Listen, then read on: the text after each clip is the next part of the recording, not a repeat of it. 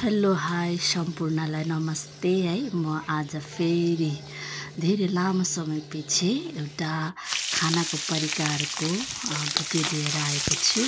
यसमा चाहिँ मैले पर्कको रेसिपी बनाएको छु है।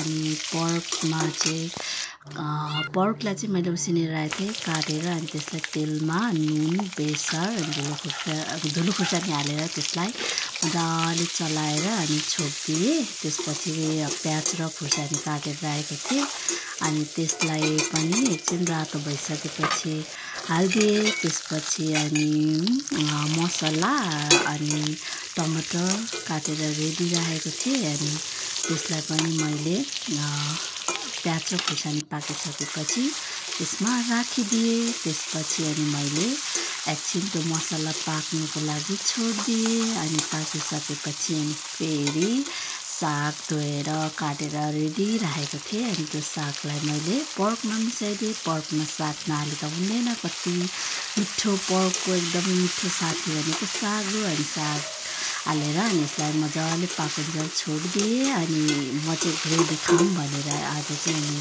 ग्रेभी मात्रै झोलमा हालेको। अनि त्यसपछि एक साइडमा चाहिँ अनि मुलाको अचार बनाइरहेको थिएँ। अनि त्यही हो, यो चाहिँ है। हजुरहरूलाई धेरै धेरै धन्यवाद मेरो भिडियो हेरिदिनु भएकोमा। भिडियो मन परेमा लाइक एन्ड सब्सक्राइब गरिदिनु होला।